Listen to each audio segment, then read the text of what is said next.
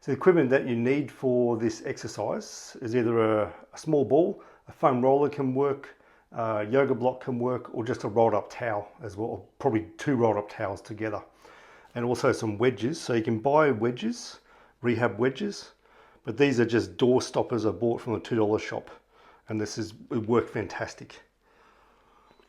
Okay, so that's what it looks like that I'm using. And the idea is it helps make the foot pronate, which helps the hip, helps the knees, and helps the foot of course too. So who would benefit from this exercise? It's anyone who has really high arches in their feet and also problems in their hips as well. So that is a link there.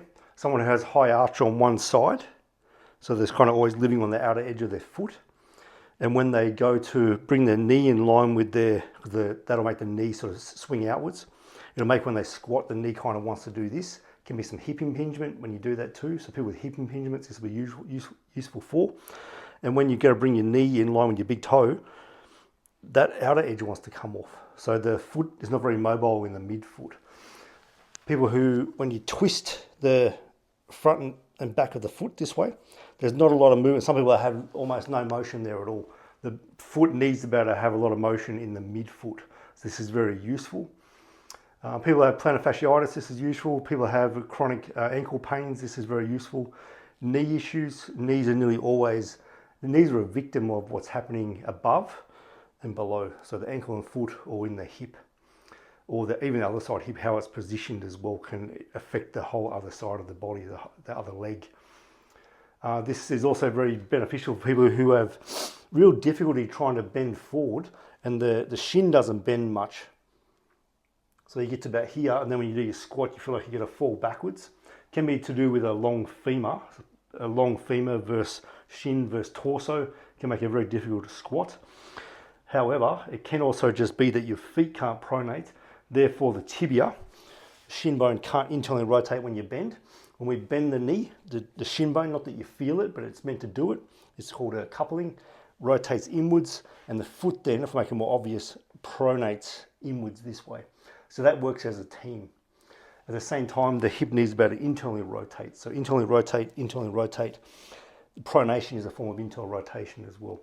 So if you find you really don't have much movement here, it can be sometimes, and a lot of the time, not just because you think you have tight calves or tight Achilles tendon, it's that the body can't access pronation of the foot and affects everything upstream.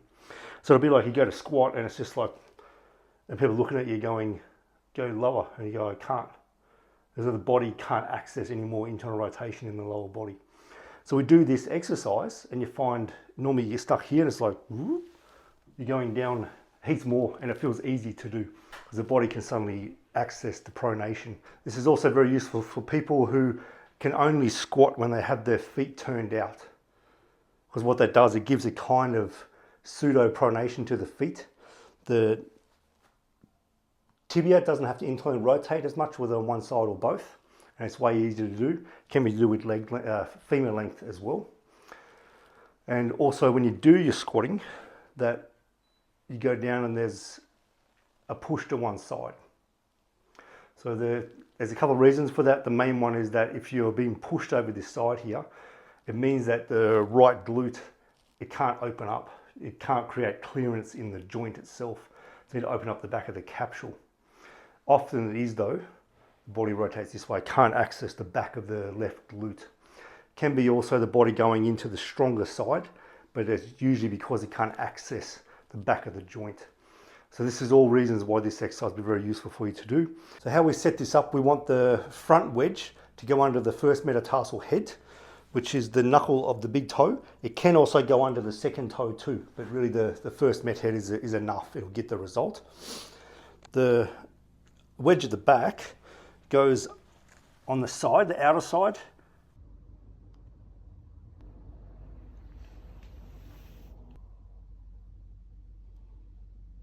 The back wedge goes on the outside of the foot. The idea is it's making the heel dive inwards, and this one underneath here is making the front foot do this, back foot does this. So there's a movement in the midfoot, this section here, forefoot, hind foot, midfoot.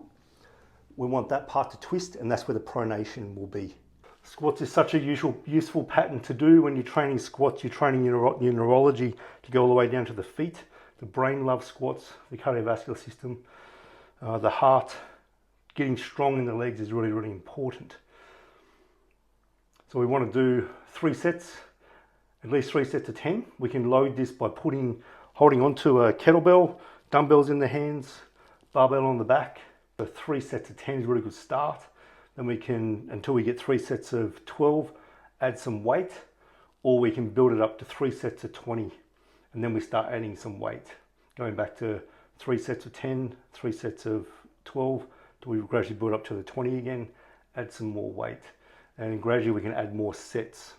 So if you're doing just 3 sets of 10, it'd be worthwhile doing 5 days a week. Legs can be done every day, despite what people think, but you have to be really careful as you gradually increase the loading. It's actually really good for you to do that. If you're doing lots of heavy work, increased sets, lots of weight, you want to wait at least every second day doing the exercise, even waiting 3 days and doing the exercise then. Okay, so you're doing about 2 to 3 times a week if you're doing lots of weight training using heavy weights, that kind of thing. This can also be progressed by 1 foot putting the weight in that leg, bending the knee so you can't see your toe, coming back on a kickstand. So I've just got my toe touching, so I'm not putting weight into this leg. So all the weight's going through here, doing your squat pattern this way. The weight's still going right through the center of the foot. You can grab a chair and put pressure on the chair, so through your arms. It's a really good way to progress a single leg squat, building up to that. And gradually needing less force until you don't need force, then start putting weight in the hands through dumbbells. There will be a natural lean forward when you do this, of course. So that's working on a single leg squat. Of course, we can also lift that leg, lower yourself down, and practice that way as well. Going into a lunge position, pelvis a little bit tucked under. Same thing. So using a good form with the lunge. We go into split squats.